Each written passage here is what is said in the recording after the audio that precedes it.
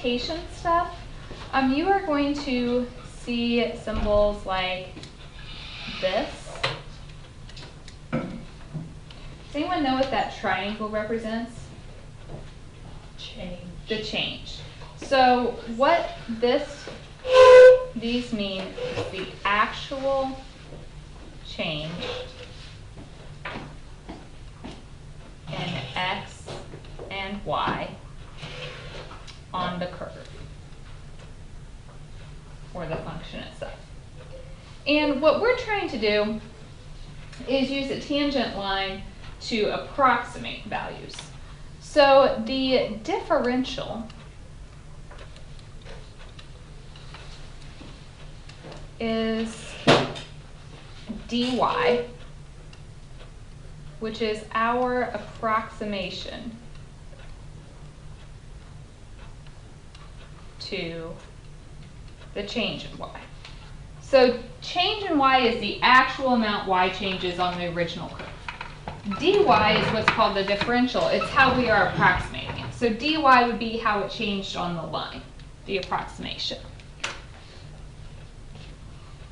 We know that dy dx represents the derivative. So the differential will be found by taking your derivative times dx.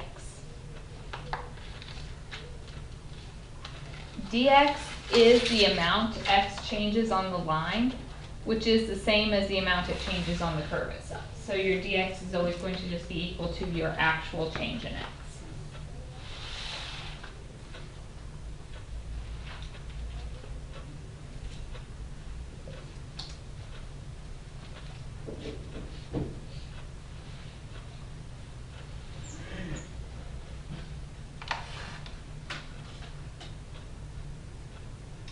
So the next slide has a picture kind of illustrating all of these variables to help you understand what they are.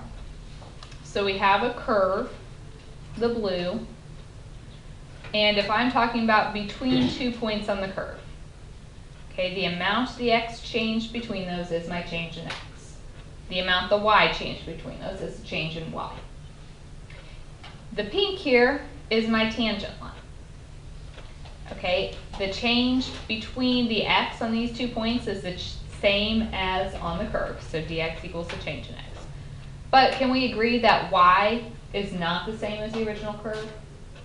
So dy is the amount y changes on the tangent line, whereas change in y is the amount it changes on the curve itself. So dy is our differential.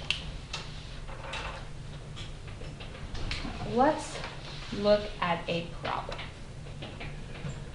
So I want to compare the values of change in y and dy. I want to see how close they are. If my function is given by x cubed plus x squared minus 2x plus 1, and for part A, x changes from 2 to 2.05. So, what is my change in x? Yeah, you just do your ending minus your beginning, so it'd be a 0.05. Would it be possible for change in x to be negative? Yes, if it got smaller. All right, we need our change in y. So to get that, what you have to do is plug your x's into the original. So we'll have to do what we get when we plug in 2.05 minus what we get when we plug in a 2 to the equation.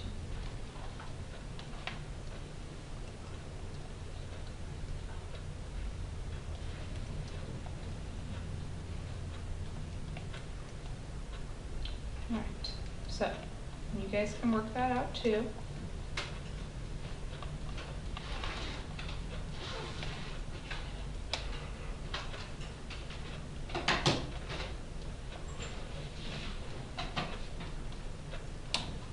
So I get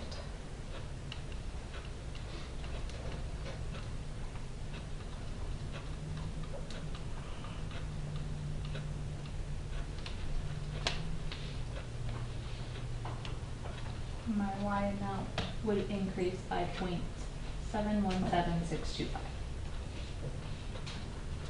Is everyone clear how I got my change in x and my change in y?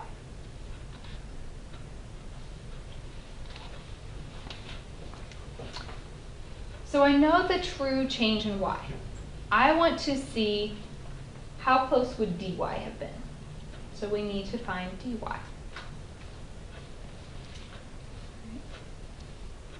Dy is our differential. And I told you we find that by taking our derivative times the change in x. So we need our derivative. What is f prime of x? 3x squared plus 2x minus 2. Okay. The x that you're plugging in is your starting value. So I'm putting in f prime of 2 times the change in x, which was 0.05. So if I put a 2 into my derivative,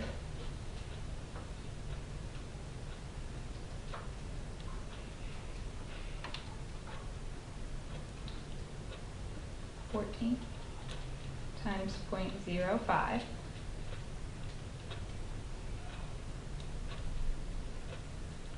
so my differential is 0.7.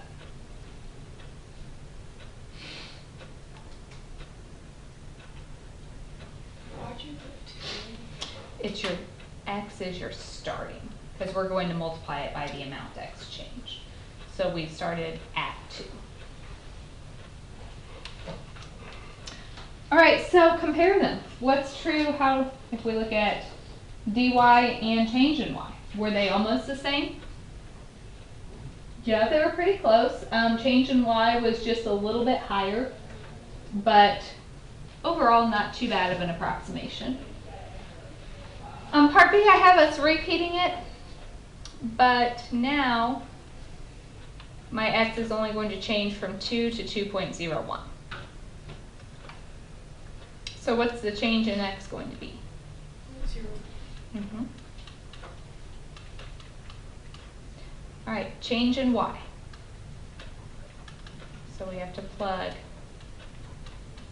2.01 and 2 into the equation and see what we get out. If you put it in your calculator the first time, you can do second enter to go back and quickly change the 2.05s to 2.01s.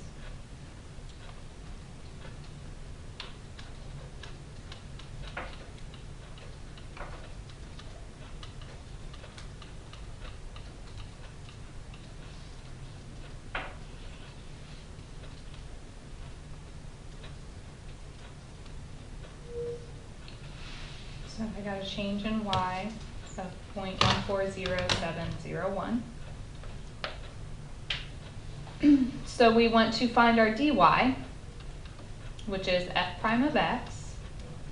And in this case, again, my x started at 2, so f prime of 2 times the change in x, which was 0.01. So f prime of 2 is still 14 times 0.01, and we get 0.14. All right, so compare them. Again, they're pretty close. In which one were they closer, A or B?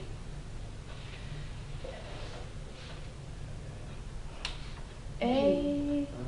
Yeah, and A, it's correct for the first decimal, but after the first decimal place, they're different.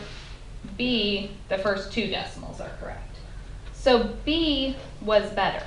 Why would B have been a better approximation? It's not a big change. Yeah.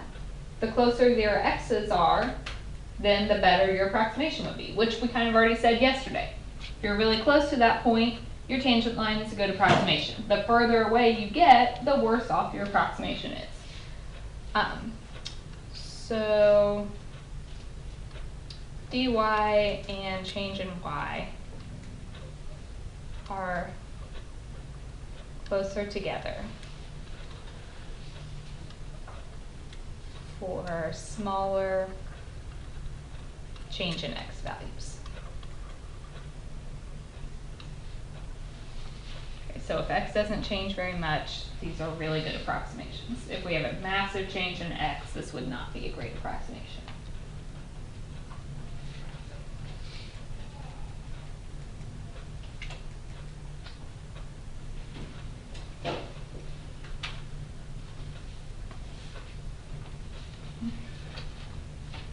Any questions here?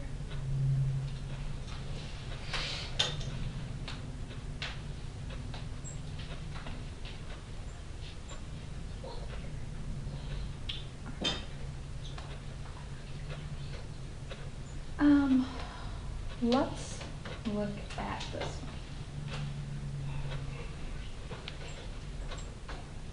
one.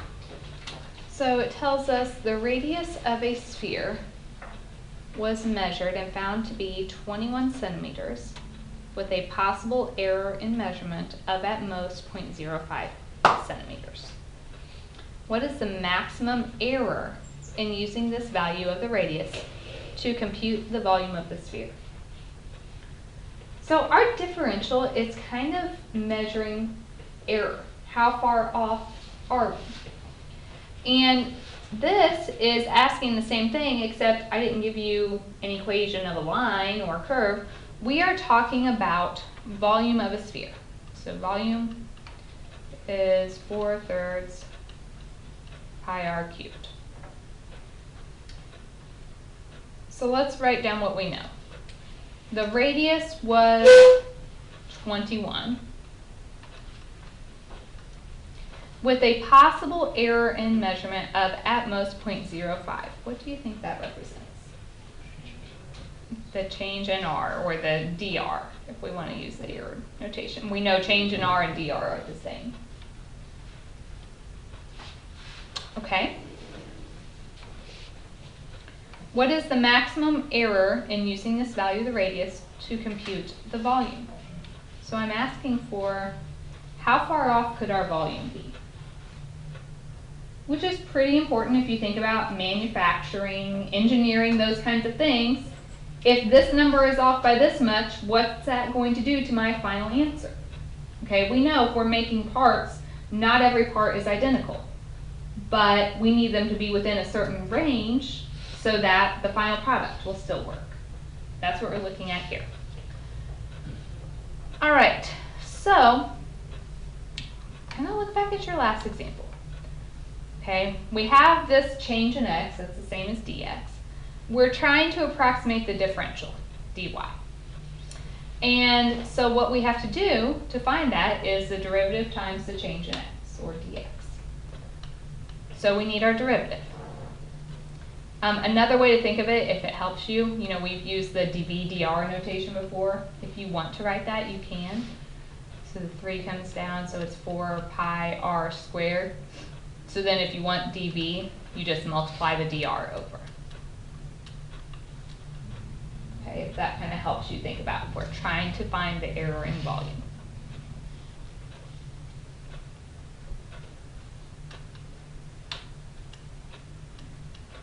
What's my radius? And dr, or change in r, is 0.05.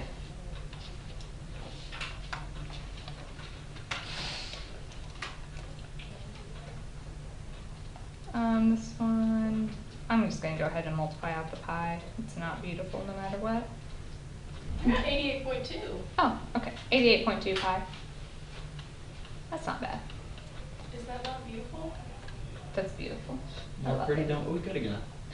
So 88.2 pi, if you did multiply it out, what's like 277 approximately?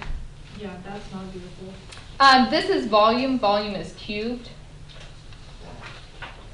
So basically, if our radius was off by 5/100ths, then our total volume calculation would be off by 277 cubic centimeters. So just a small error in our radius actually had a somewhat significant impact on our final volume.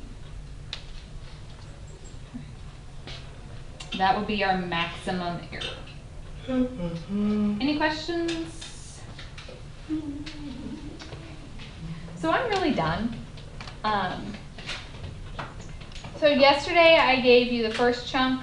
On these, problem 35, it asks you to do a lot of things. All I want is the maximum error, like we just did on this example.